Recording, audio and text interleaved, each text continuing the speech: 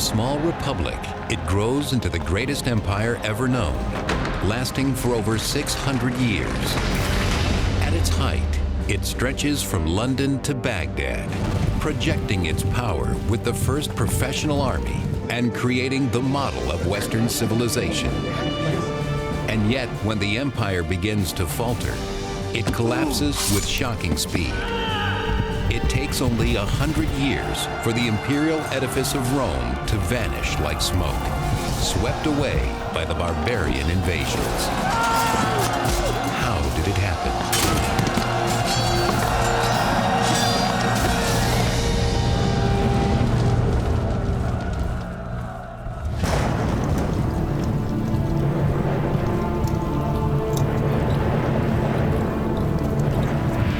It is late in the 2nd century BC, 100 years before the crucifixion of Christ, a decade before the birth of Julius Caesar.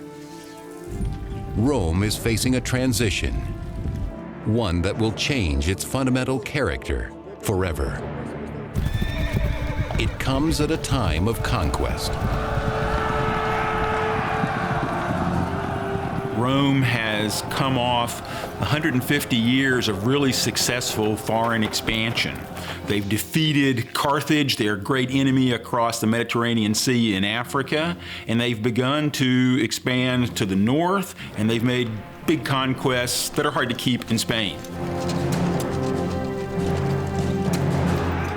But even as the Romans are carving out their place in the world through brutal conquest, the Republic faces a cataclysmic event that will eventually force the Romans to abandon the rule of the Senate for the absolute dictatorship of an emperor.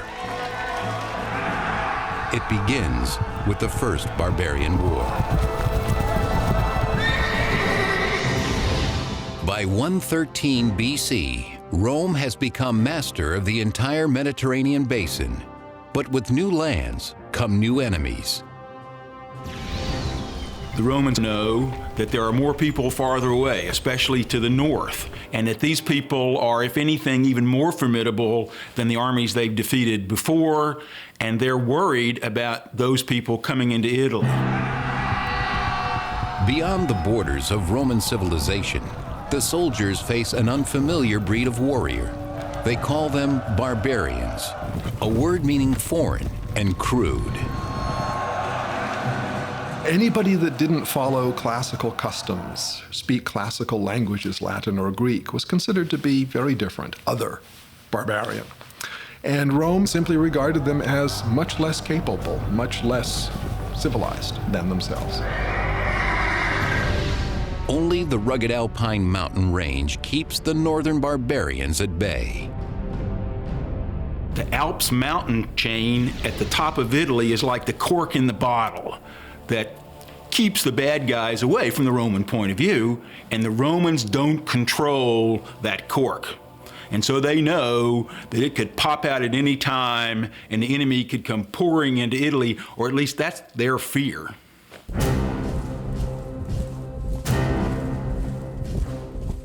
Against this growing barbarian menace stands the Roman army, a volunteer militia which prides itself on being well-ordered, well-trained, and well-armed.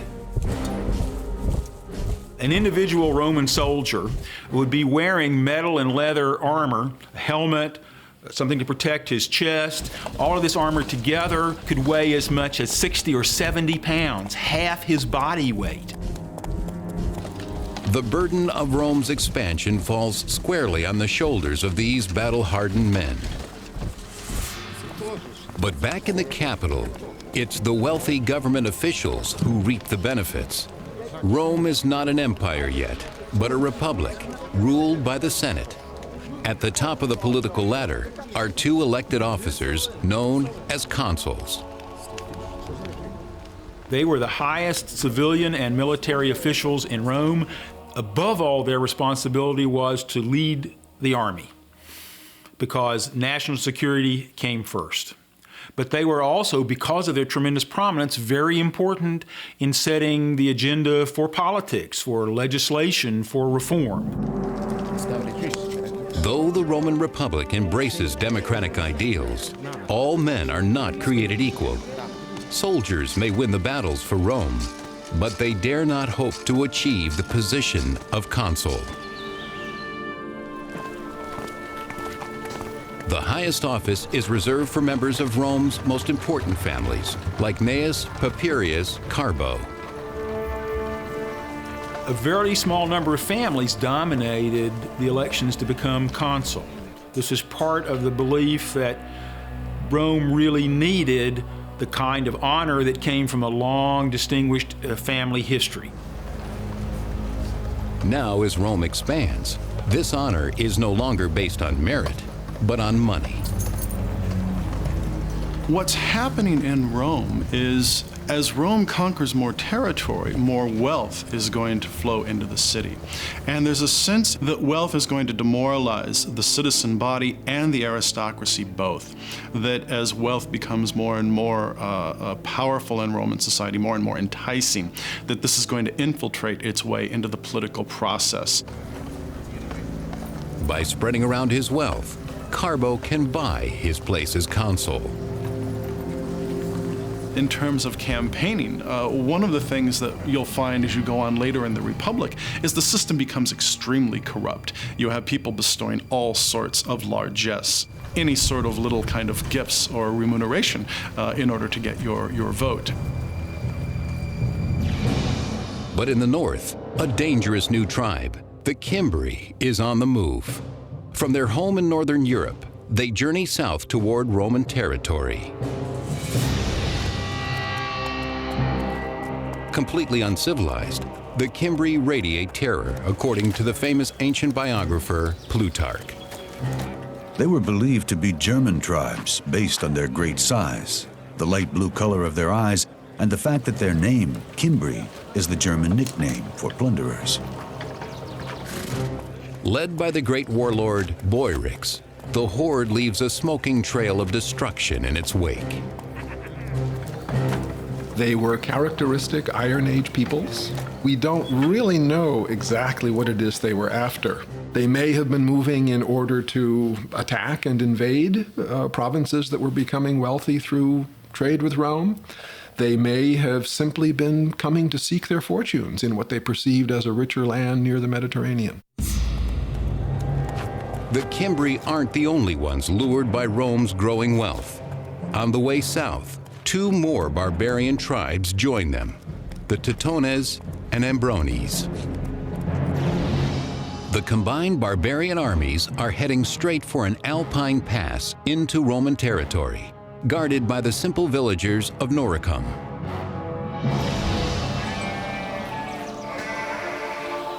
Though Noricum is not a Roman territory, its proximity to the Roman border ties its people closely to the Republic. Noricum is the area that we would say today is essentially Austria. The people who live there are the Norici, and therefore the territory is named after them. The people there, the Norici, controlled the Alpine passes. Romans also rely on the Noricans for trade, as their skills working in precious metals and iron are well known. What the Noricans actually have available in the way of raw materials is gold, silver, and salt. Mineable salt in the Alps is a major industry. So the Romans truly needed large quantities of salt for preservative, and they had to have that, and they had to have it all the time. The Norican villages provide an irresistible target to the merciless Cimbri warriors.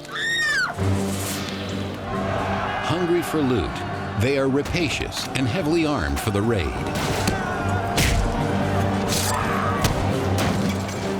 By the period we're talking about, the 2nd and 1st centuries BC, the Cimbri had very effective swords, spears, shields, helmets are rarer, but they were fully equipped with very able kinds of weapons. But the barbarians are after more than the Noricans' wealth.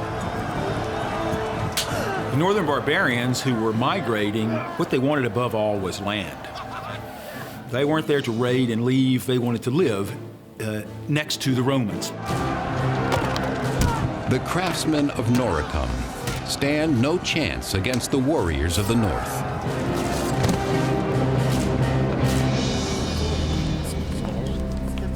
The Noricans send an emissary to their allies in the Roman Senate, begging for help against the vicious Cimbri invaders. They seek out the aristocrat Carbo, whose politicking has finally paid off.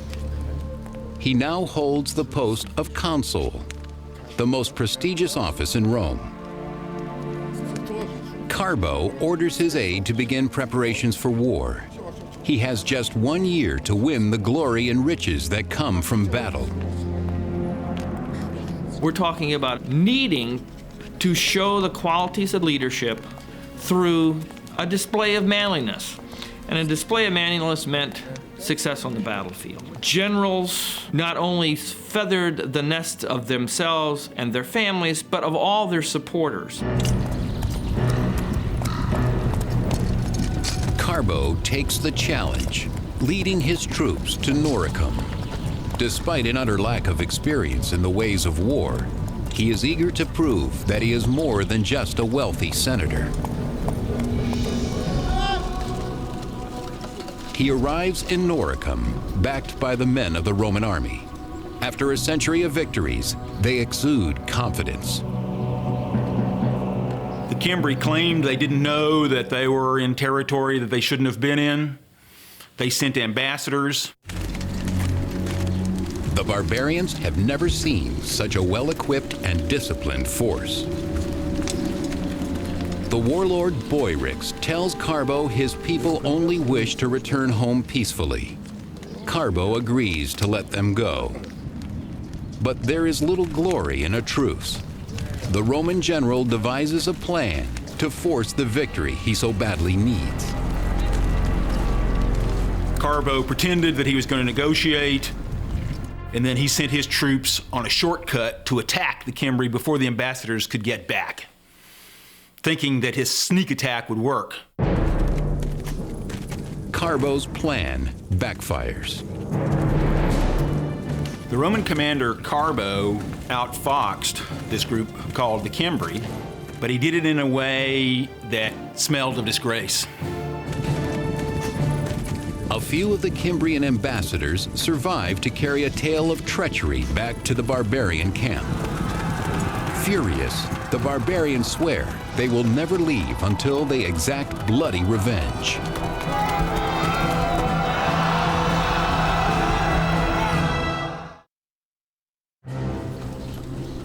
In 113 BC, the Roman general Carbo parleys for peace with violent barbarians, the Cimbri.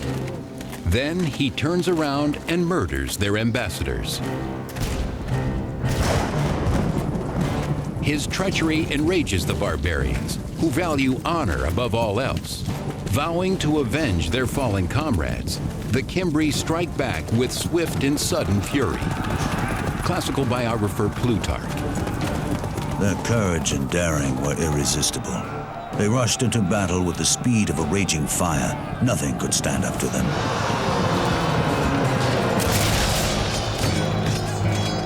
Led by two warlords, Boyrix of the Cimbri and Tudabad of the Teutones, the barbarians advance in inexhaustible waves. The archaeology tells us that they had very good weapons, not inferior to Romans. It tells us that they had real military organization with infantry troops, with officer corps. So we can tell quite a bit. Certainly we can tell much more than the Romans seemed to understand until it was too late.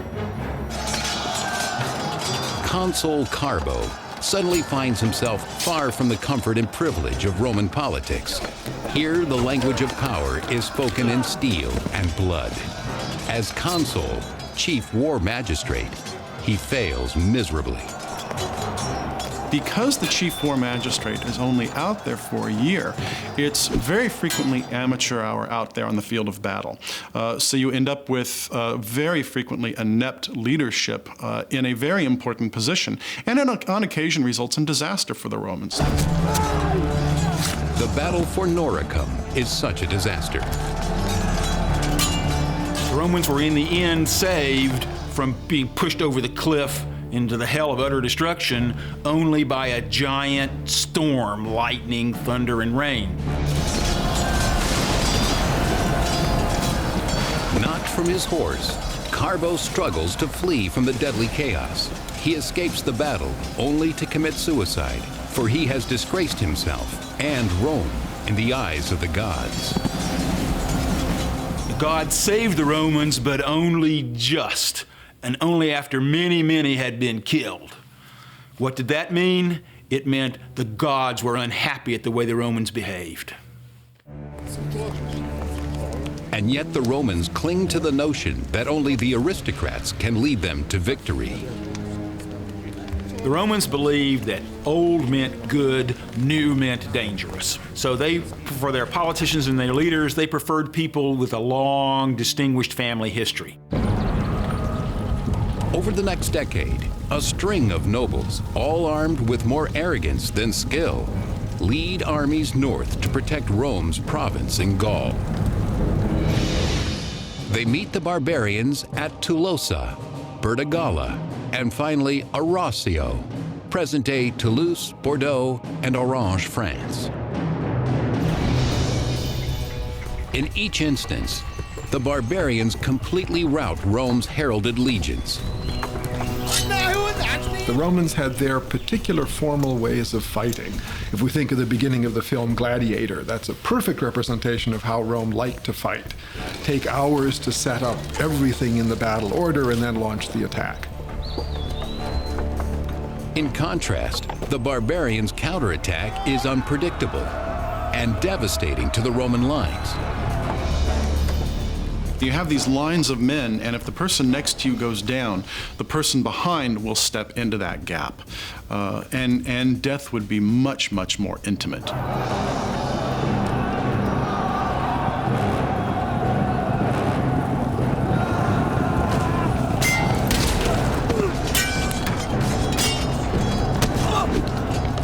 The death toll is staggering.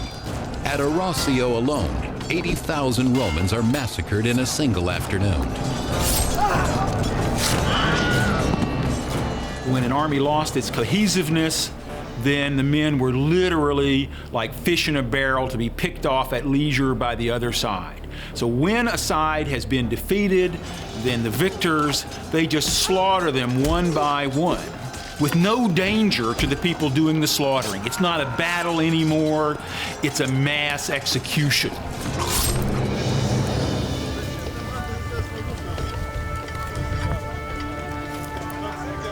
By 105 BC, the Cimbri and their allies desire much more than Roman blood and booty. Some members of the clan want to set down roots. They were farming peoples. They engaged in trade.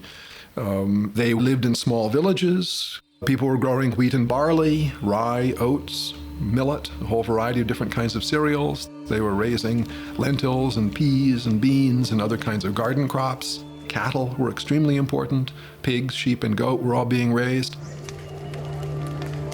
This new domesticity alarms the Romans. To their minds, the only thing more threatening than a barbarian warrior is a barbarian woman.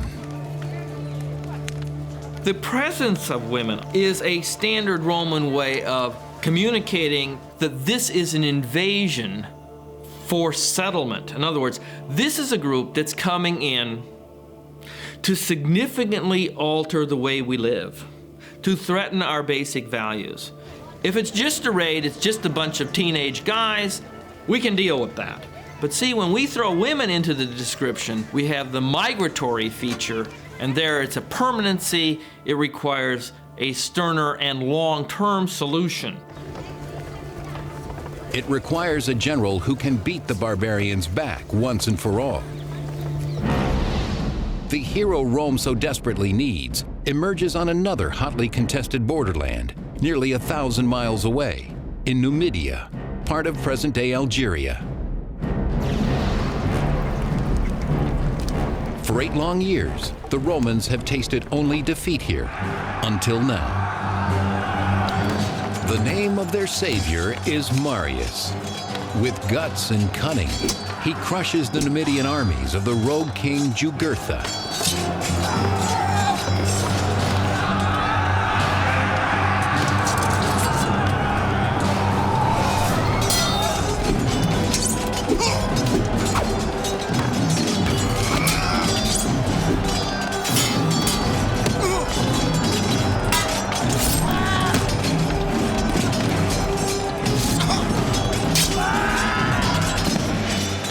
Rome needed great soldiers, and Marius was the greatest Rome had yet seen.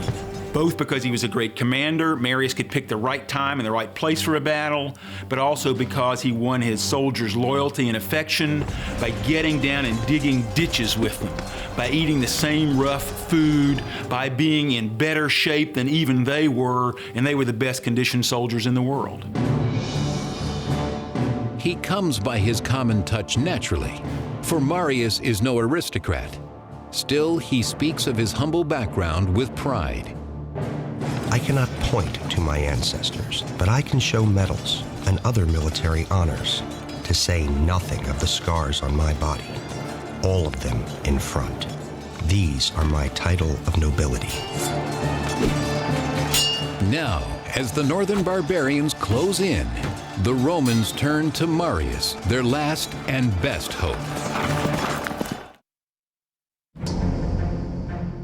At the end of the 2nd century BC, a violent barbarian tribe, the Cimbri, along with their allies the Teutones and Ambrones, lay waste to the northern frontier. A horrified Rome turns to its greatest general and new consul, Marius.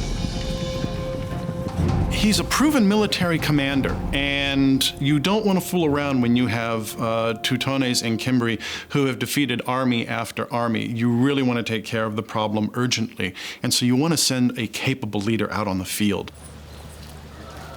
But even the great Marius cannot lead without men to follow him. Devastated by a decade of war, Rome faces critical troop shortages. If you have as many men lost to the German tribes in 113 and 109 and 107 and 106 and 105 as the Romans did, that's going to traumatize Roman society pretty severely. Despite a vigorous recruitment campaign, Marius cannot find enough qualified men, landholders who are willing to serve.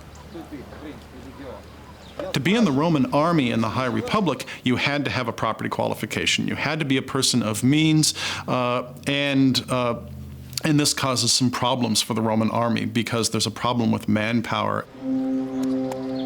Marius's solution is as simple as it is radical. He sends his recruiters out to seek soldiers among the landless poor. You don't have to be a property holder to be a Roman citizen, so why should you have to be a property owner to be a legionnaire? Many people wish to be soldiers. It's a good job, and it's probably an exciting job. Opportunities for booty, wine, women, and song, chance to see the world at government expense, etc. The same things that we see on our recruitment posters. Marius said anybody can be in the army. This then gave the Romans a much greater pool of men on which to draw to strengthen their legions, because in Roman society there were many, many, many more poor than there were middle class. The old guard judges recruits by their income. Marius judges his by their fighting potential. Stand up against a legionary, and you can stand up to the barbarians. By extending the search for legionnaires down into the proletariat, what that rather quickly does is it makes the